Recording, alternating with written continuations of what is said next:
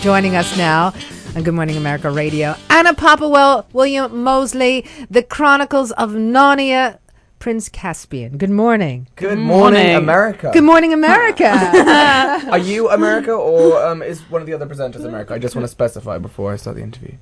We're all America. Oh, you are? We're sorry. all America. We're an I'm sorry. extension of America. There was some confusion in my mind. Okay, now, he has been in here for a couple of minutes so far, and you've been dealing with him for, what, 6 years?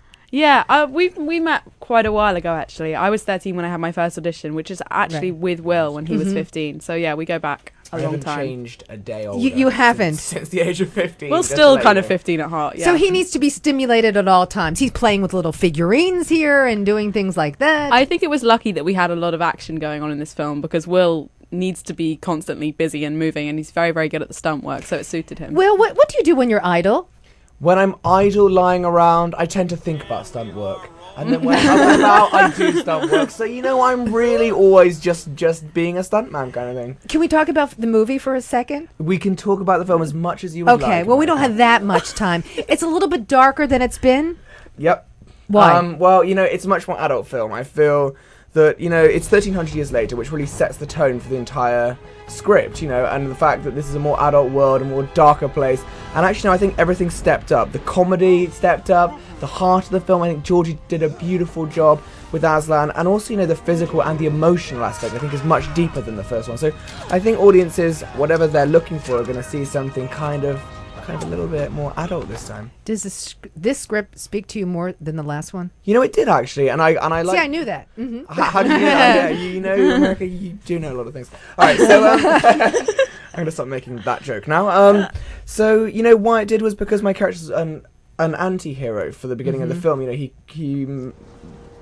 creates this colossal mistake which he has to learn humility from, and I think that's a very, very sad event for him and an extremely awakening event. So from there onwards he almost becomes this hero that the audience is like more, and I loved playing the darker sides of the character. I loved playing the nasty side, the angry side, the frustrated side, and then there's actually a nice arc to the end of the film. And Anna, you had your first screen kiss with Ben Yeah, Bonds. I did. And how was that?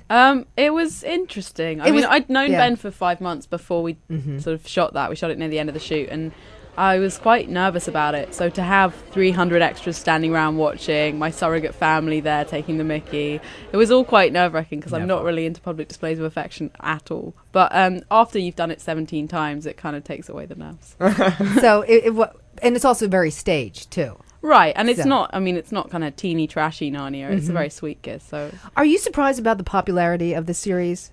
What's funny is we were chosen for these roles, and we went on and did them, and we were just kind of hoping that audiences would like them, and it happens that they did, and that we really worked as hard as we possibly could on the first and the second one. So we can only hope that audiences like the second one as much, or maybe even more than the first.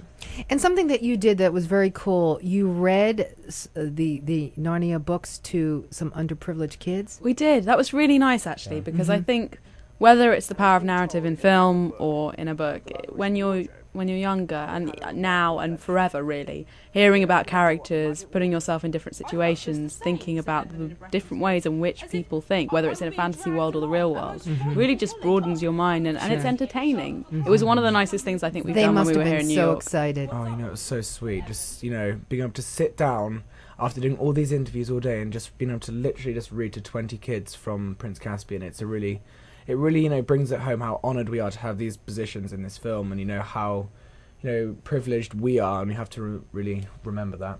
Did you celebrate your 21st birthday in the Big Apple? I did, my 21st birthday. Yes, you did. With my English accent. I did.